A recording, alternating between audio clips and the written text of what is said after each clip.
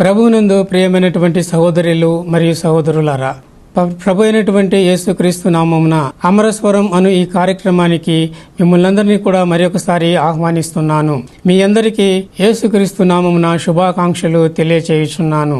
ముందు మాట, ఆంధ్ర క్రైస్తవ కీర్తనల గురించి నా హృదయంలో ఒలికిన అమృత ధారలు. ఆంధ్ర క్రైస్తవ కీర్తనలు భక్తి రస భరితములు. ఆంధ్ర క్రైస్తవ కీర్తనలు షారోను పుష్పాక్షర మాలికలు. ఆంధ్ర క్రైస్తవ కీర్తనలు దశ దిశలా ప్రసరించిన లిల్లీ పద్మ సుగంధాలు.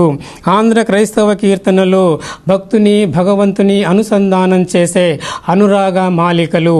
వాక్యపఠనము. రోమీయులకు రాసిన పత్రిక 6వ అధ్యాయము 23వ వచనము. ఏలయనగా పాపము వలన వచ్చు జీతము మరణము, అయితే దేవుని కృపావరము మన ప్రభు అయినటువంటి యేసుక్రీస్తునందు నిత్య జీవము. నేటి ధ్యానాంశము మరణము. ఈ చదవబడినటువంటి వాక్యాన్ని ఆధారం చేసుకొని మనము మరణము అనేటటువంటి అంశాన్ని గురించి ఈరోజు ధ్యానము చేసుకొనిదము. వాక్యం ఏమని చెబుతున్నదంటే, ఏలయనగా ఏ భేదమును లేదు అని చెబుతూ ఉంటున్నాడు. ఏలయనగా అంటే అయినను ఇప్పుడు పాపము నుండి విమోచింపబడి దేవునికి దాసులైనందున పరిశుద్ధత కలుగుటయే మీకు ఫలము, దాని అంతము నిత్య జీవము. ఏలయనగా పాపము వలన వచ్చు జీతము మరణము. పాపము అనగా మనకు తెలిసిన విధముగా దేవుని యొక్క ఆజ్ఞను అతిక్రమించుట పాపము. పాపము అనగా దేవుని యొక్క వాక్యమునకు విరోధముగా నడుచుట, దేవుని యొక్క చిత్తమునకు విరోధముగా నడుచుట, దేవుని యొక్క సంకల్పానికి విరోధముగా నడుచుట. కావున దేవుని యొక్క మార్గములలో నడవకుండా భిన్నమైనటువంటి మార్గములలో నడుచుట పాపము అని చెప్పేసి మనం చూస్తున్నాము. ఏదైతే దేవుడు మనకు చేయమని ఆజ్ఞాపించి ఉంటున్నాడో, ఏవైతే దేవుడు మనకు ఆజ్ఞలను ఇచ్చి ఉంటున్నాడో ఆ ఆజ్ఞలకు అవిధేయత చూపటమే పాపము అని చెప్పేసి మనము చూస్తుంటున్నాము. కాబట్టి పాపము వలన వచ్చు జీతము మరణము. ఇక్కడ ఒక జీతాన్ని మనము చూస్తుంటున్నాము. జీతము అనగా సంబళము లేదా భత్యము లేదా వేతనము అని మనము చూస్తుంటున్నాము. అదే విధముగా కూలి చేసిన వానికి పనికి బదులుగా ఇచ్చేటటువంటి ధనమును జీతము అని చెబుతూ ఉంటున్నారు. కాబట్టి ఈ యొక్క జీతము ఏ విధముగా వస్తున్నదంటే పాపము చేయటం వలన వస్తున్నది అని చెప్పేసి మనం చూస్తున్నాము. ఈ జీతము మరణము అని చూస్తున్నాము. ఈ మరణము పాపము చేయటం వలన వచ్చున్నటువంటిదిగా మనము చూస్తూ ఉంటున్నాము. మరణము అనగా మనకందరికీ తెలిసినదే. మొట్టమొదటిదిగా ఆధ్యాత్మిక మరణాన్ని మనము చూస్తూ ఉంటున్నాము. ఆ తర్వాత శారీరక మరణము, ఇది మొదటి మరణము. ఆ తర్వాత నరక శిక్ష, అది రెండవ మరణము అని చెప్పేసి మనం చూస్తుంటున్నాము. దేవుని యొక్క వాక్యంలో మనము చూసినప్పుడు దేవుని యొక్క వాక్యము ఈ విధంగా సెలవిస్తున్నది. మరి ఆదాము హవ్వలను దేవుడు మొట్టమొదటిగా సృష్టించినప్పుడు మరి వారికి ఒక ఆజ్ఞ ఇచ్చింటున్నాడు. ఇదిగో, మీరు ఈ తోటలో ఉన్నటువంటి చెట్ల ఫలములలో మీరు దేనినైనాను తినవచ్చు, కానీ అయితే ఆ తోటలో ఉన్నటువంటి మధ్యలో ఉన్నటువంటి ఆ యొక్క చెట్టు యొక్క వృక్ష ఫలాలను మాత్రము మీరు ఏమాత్రము తినకూడదు. ఎందుకనగా ఆ ఫలములను మీరు తినుదినమున నిశ్చయముగా చచ్చెదరు అని దేవుడు వారికి ఆజ్ఞను ఇచ్చి ఉన్నాడు. అయితే మానవులను ఆ అపవాది అనబడినటువంటి సాతాను అన్నటువంటి వాడు సర్పరూపంలో వచ్చి వారిని మోసము చేసినాడు. మోసము చేసినందువలన వారు తినకూడని వృక్ష ఫలములను తినినారు. తినిన వెంటనే వారి యొక్క కన్నులు తెరవబడినవి. వారు తాము దిగంబరులమని తెలుసుకొనినారు. ఇదిగో, ఆకులతో కసడములను చేసుకొని వారు తమ దిశములను కప్పుకొనిన వారిగా మనము చూస్తుంటున్నాము. కాబట్టి ఇక్కడ వారు దేవుని యొక్క ఆజ్ఞను అతిక్రమించినందువలన ఆధ్యాత్మికంగా మరణించినటువంటి వారుగా కనబడుచూ ఉంటున్నారు. దేవుని యొక్క వాక్యంలో మనము చూసినప్పుడు పాపము వలన వచ్చు జీతము మరణము అని చెప్పేసి మనం చూస్తున్నాము. ఇక్కడ ఒక జీతం వస్తుంది. ఆ జీతము ఏం పని చేస్తే వస్తుందంటే పాపము చేసుట వలన ఆ జీతము వస్తుందని చెప్పేసి మనం చూస్తున్నాం. ఆ జీతం అనేది ఏదో ధనం కాదు, కానీ అది మరణము అని దేవుని యొక్క వాక్యంలో మనము చూస్తుంటున్నాము. ఈ యొక్క మరణం అనేది ఒక జీతముగా పాపం చేసినటువంటి వారికి ఇవ్వబడుతుంది. అది తప్పనిసరిగా ఇవ్వబడుతుంది అని దేవుని యొక్క వాక్యంలో మనము చూస్తున్నాము. పాపము చేయవలసిన వాడే, పాపము చేసినటువంటి వాడే మరణము నందును అని దేవుని యొక్క వాక్యం మనకు మనకు సెలవిస్తుంది. కావున ఏలైనగా పాపము వలన వచ్చు జీతము మరణము అని చెప్పేసి దేవుని యొక్క వాక్యంలో మనం చూస్తున్నాము. అయితే దేవుని కృపావరము మన ప్రభు అయినటువంటి యేసుక్రీస్తునందు నిత్య జీవము అని కూడా మనము చూస్తుంటున్నాము. అయితే పాపము వలన వచ్చే జీతము మరణమైనప్పుడు దేవుడు కృపను కూడా చూపించి ఉంటున్నాడు. తన యొక్క ఆజ్ఞలను అతిక్రమించి పాపము చేసినప్పటికీ ఆ యొక్క మరణమును జీతముగా పొందినప్పటికీ కూడా దేవుడు మానవులను వదిలిపెట్టకుండా ఇదిగో వారికి కృపను అనుగ్రహించినాడు, కృపావరమును అనుగ్రహించినాడు, వారికి నిత్య జీవమును అనుగ్రహించుటకు సంకల్పించినట్లుగా మనము చూస్తున్నాము. ఆ నిత్య జీవమును మన తండ్రి అయినటువంటి దేవుడు తన కుమారుడైనటువంటి యేసుక్రీస్తునందు ఉంచి ఉంటున్నాడు. ఆయన యందు విశ్వాసం ఉంచువాడు మరి మరణించక నిత్య జీవము పొందినట్లు దేవుడు ఆయనను అనుగ్రహించి ఉన్నాడు. అందుకే దేవుడు లోకమును ఎంతో ప్రేమించి ఉన్నాడు కాగా తన అద్వితీయ కుమారునిగా పుట్టిన వాని యందు విశ్వాసం ఉంచు ప్రతివాడును నశింపగా నిత్య జీవం పొందినట్లు ఆయనను అనుగ్రహించను అన్నటువంటి వాక్యాన్ని మనము దేవుని యొక్క వాక్యంలో చదువుతూ ఉన్నాము.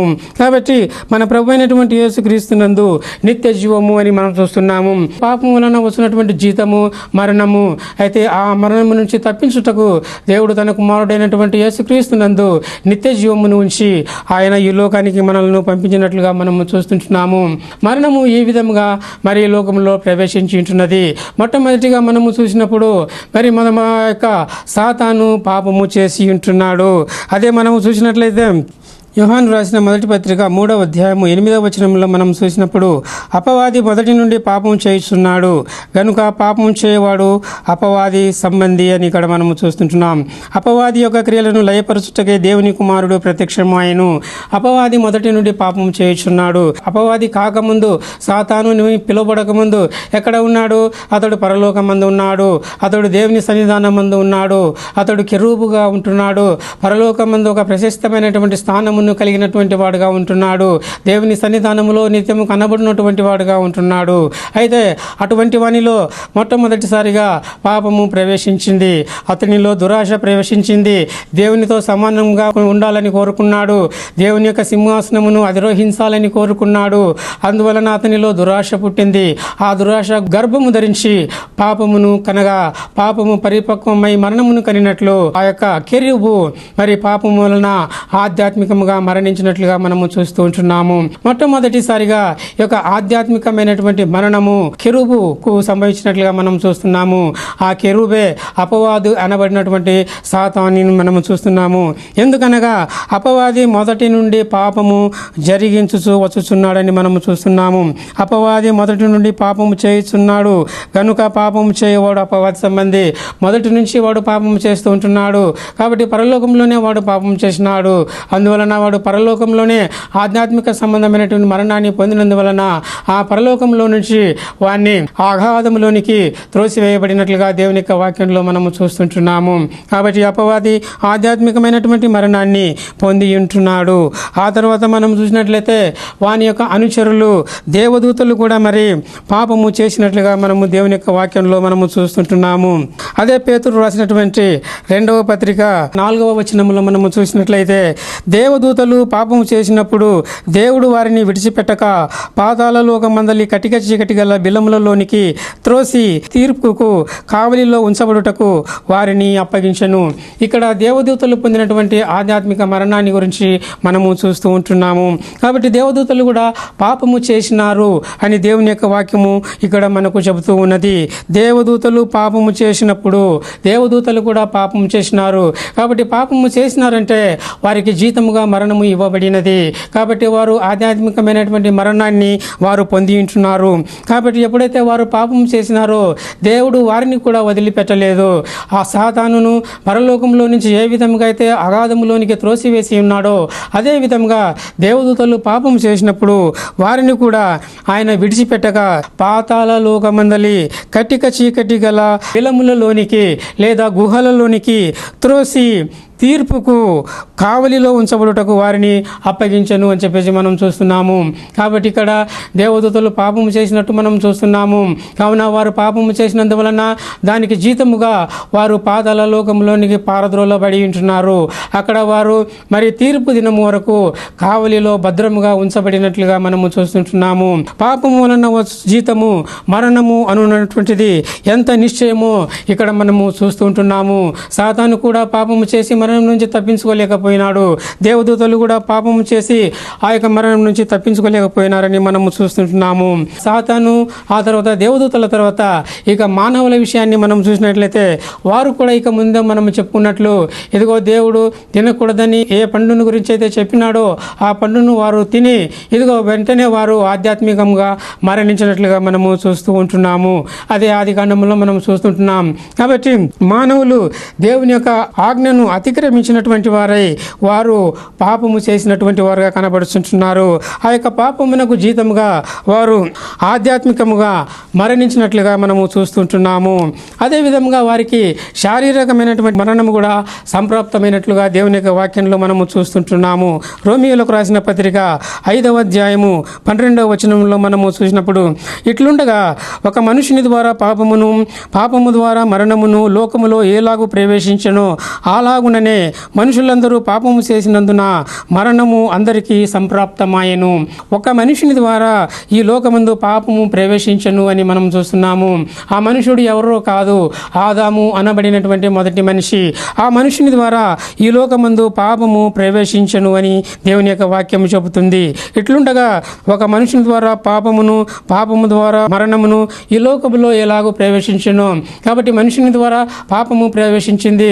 మనుషుడు దేవుని యొక్క ఆజ్ఞను అతిక్రమించడం ద్వారా వాడు పాపము చేసినటువంటి వాడైనాడు. అతడు పాపము చేసినందువలన మరి అతనికి మరణము ప్రాప్తమైనది. అతనికి మరణము ప్రాప్తమైనందువలన ఆ మరణము ఈ లోకమందు ప్రవేశించినట్లుగా మనము చూస్తుంటున్నాము. అలాగుననే మనుషులందరూ పాపము చేసినందున మరణము అందరికీ సంప్రాప్తమాయెను. కాబట్టి మనుషులందరూ పాపము చేసినాడు.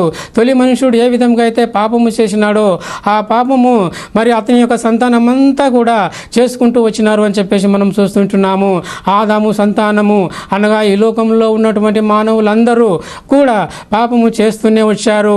ఇప్పుడు కూడా ఈ లోకంలో ఉన్నటువంటి వారందరూ కూడా పాపము చేస్తూనే ఉన్నారు అన్నటువంటి వాక్యాన్ని ఇక్కడ మనము చూస్తుంటున్నాము. ఎలాగూ ఆదాము పాపము చేసినాడో, ఏ విధముగా ఆదాము పాపము చేసినందువలన ఇదిగో మరణానికి లోనైనాడో దేవుని యొక్క వాక్యంలో మనం చూస్తున్నాము. అందుకే దేవుడు ఏమంటున్నాడు, నీవు మన్నే కనుక తిరిగి మన్నైపోదు అని మరి ఆదాముతో చెప్పినట్లుగా మనము చూస్తున్నాము. ఇది శారీరకమైనటువంటి మరణము. కాబట్టి పాపము చేయటం వలన ఈ శారీరకమైనటువంటి మరణము మానవులకు సంభవించి ఉంటున్నది. అది ఆదాముతో ప్రారంభమైనట్లుగా మనము చూస్తుంటున్నాము. ఆదాము పాపము చేసినందువలన ఆ పాపము వలన మరణము ఈ లోకములో ప్రవేశించి ఉంటున్నది. అదే విధముగా మనుషులందరూ కూడా పాపము చేసినారు. అందుచేత మనుషులందరికీ కూడా మరణము సంప్రాప్తమైనది. కాబట్టి మనుషులందరూ కూడా మరి ఈనాడు శారీరకంగా మరణిస్తూ ఉన్నారంటే దానికి కారణము వారు చేసినటువంటి పాపము, వారి పితరుడైనటువంటి ఆదాము చేసినటువంటి పాపము అని చెప్పేసి దేవుని యొక్క వాక్యంలో మనము చూస్తుంటున్నాము. పాపము వలన వచ్చు జీతము మరణము అని మనం చూస్తున్నాము. ఒకవైపు ఆధ్యాత్మికంగా మరణిస్తున్నారు, మరోవైపు శారీరకంగాను వారు మరణిస్తున్నట్లుగా మనము చూస్తుంటున్నాము.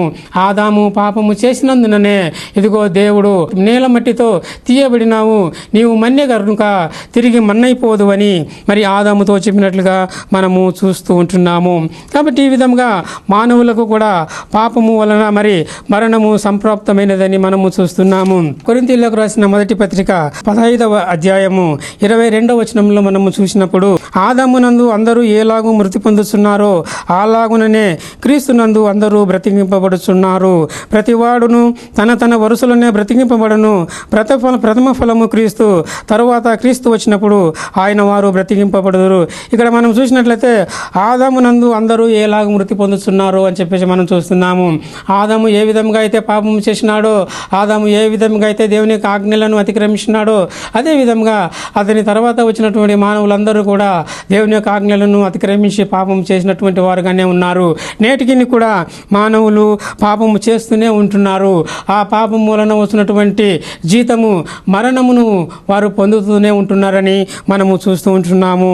కాబట్టి అందరూ మరణిస్తూ ఉంటున్నారు. ఎందుకు మరణిస్తున్నారంటే వారు పాపం చేస్తుంటున్నారు.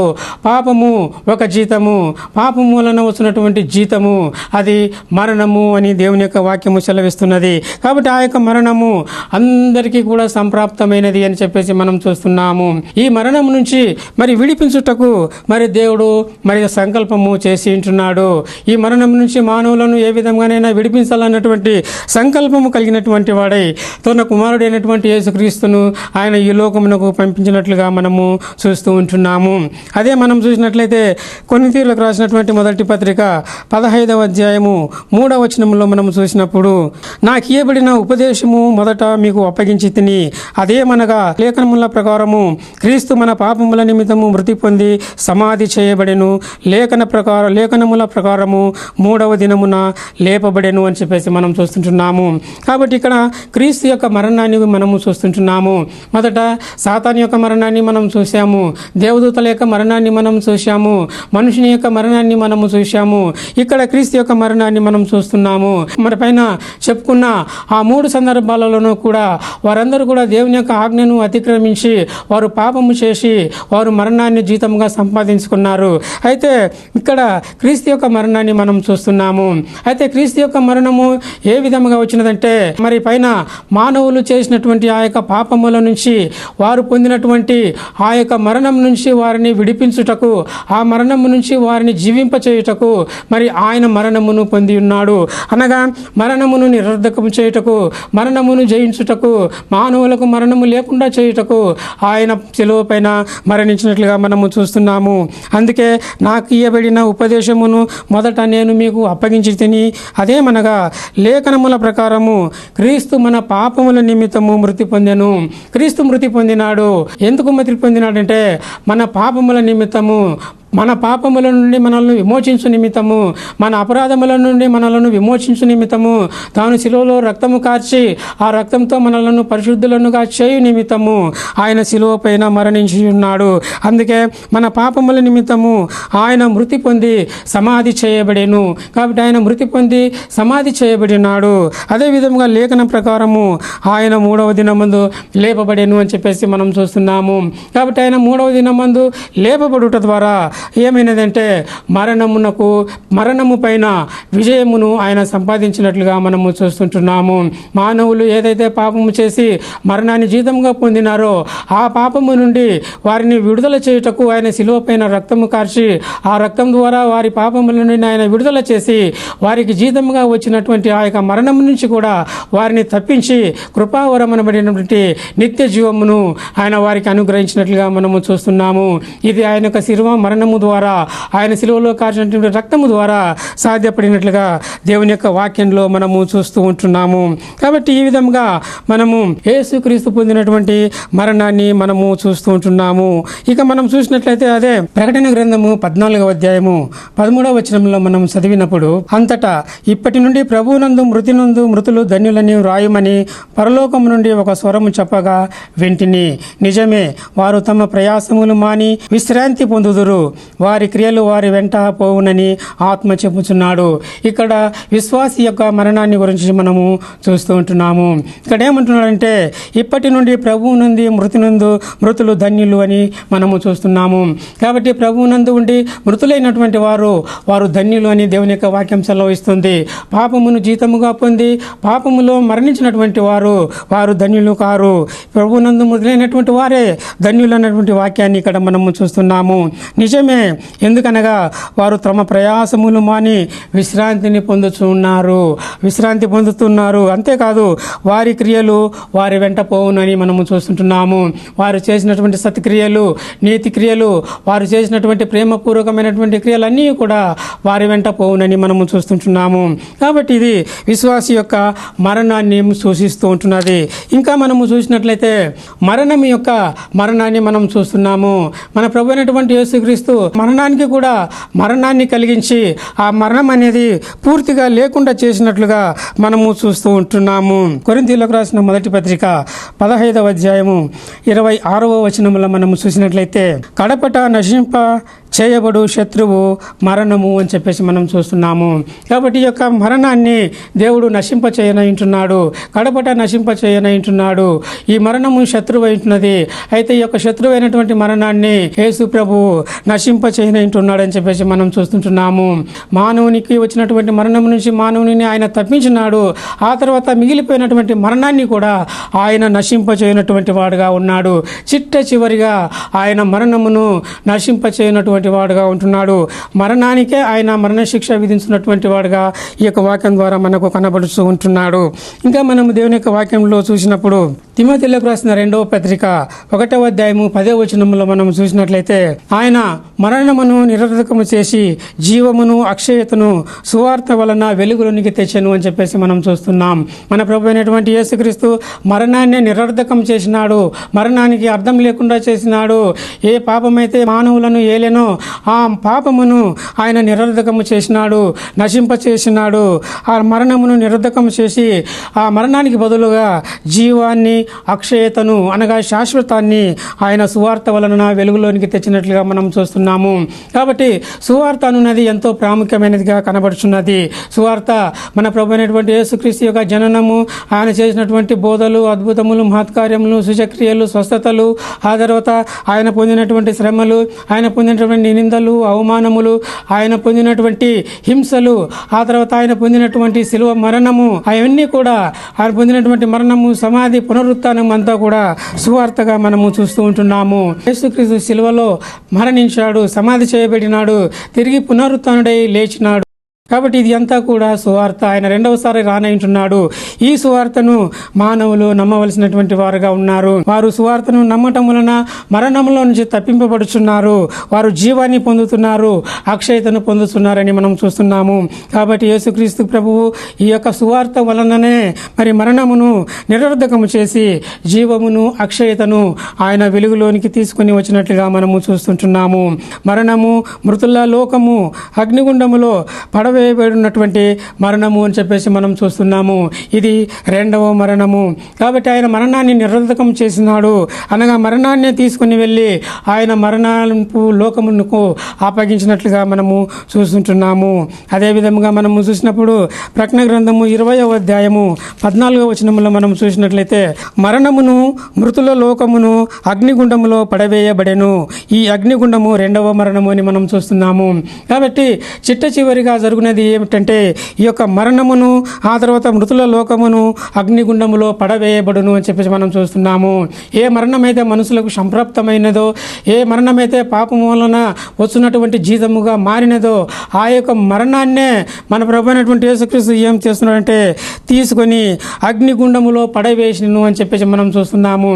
మరణమును చివరిగా మరణమును తీసుకొని వెళ్ళి ఆయన అగ్నిగుండములో పడవేస్తూ ఉంటున్నాడు. కాబట్టి ఇక ఎన్నటికీ మరణం అనేది ఉండదు. ఈ లోకంలో మరణం అనేది ఏలదు, ఈ లోకం అనేది ఉండదు. అగ్నిగుండంలో మరణము నాశనము చేయబడుతూ ఉంటున్నది.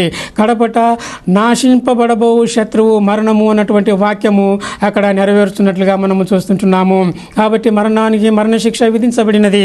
మరణాన్ని తీసుకొని వెళ్ళి మన ప్రభు అయినటువంటి యేసుక్రీస్తు అగ్నిగుండములో పడవేసినట్లుగా ఇక్కడ మనము చూస్తున్నాం.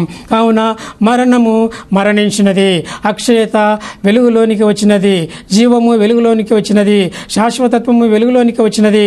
మానవులు తాము చేసినటువంటి అపరాధముల నుంచి విడుదల పొందినటువంటి వారు ఇదిగో పరలోకంలో వెళ్ళి దేవునితో సదాకాలము జీవించినటువంటి వారుగా ఉన్నారు. ఎవరైతే యేసుక్రీస్తునందు విశ్వాసం ఉంచకుండా పాపములలోనే మరణించుచున్నారో వారు మరణంతో పాటు మృతుల లోకంతో పాటు వారు అగ్నిగుండమునకు అప్పగింపబడినట్లుగా మనము దేవుని యొక్క వాక్యంలో మనము చూస్తుంటున్నాము. ఇంకా మనము దేవుని యొక్క వాక్యంలో మనం చూసినప్పుడు తెస్సలోనికీయులకు రాసిన మొదటి పత్రిక 4వ అధ్యాయము 16వ వచనంలో మనం చూసినప్పుడు ఆర్భాటముతోనూ ప్రధాన దూత శబ్దముతోనూ దేవుని బూరతోనూ పరలోకము నుండి ప్రభువు దిగివచ్చును. క్రీస్తు నందు ఉండి మృతులైన వారు మొదట లేతురు. ఆ మీదట సజీవులమై నిలిచిండు మనము వారితో కూడా ఏకముగా ప్రభువును ఎదుర్కొనుటకు ఆకాశ మండలమునకు మేఘముల మీద కొనిపోబడుదము. కాగా మనము సదాకాలము ప్రభువుతో కూడా ఉందుము. కాబట్టి మీరు ఈ మాటల చేత ఒకరినొకడు ఆదరించుకొనుడి. కాబట్టి ఇక్కడ మృతుల యొక్క పునరుత్థానాన్ని గురించి చెబుతూ ఉంటున్నాడు. ఏ విధంగా ఉంటుంది ఆ యొక్క పునరుత్థానము? ఆర్భాటముతోనూ ప్రధాన దూత శబ్దముతోనూ దేవుని పూరతోనూ పరలోకము నుంచి మన ప్రభువు దిగి వచ్చును. ఆ విధముగా మన ప్రభు అయినటువంటి పరలోకము నుండి దిగి వచ్చినప్పుడు క్రీస్తునందుండి మృతులైన వారు మొదట లేతురు అని మనం చూస్తున్నాము.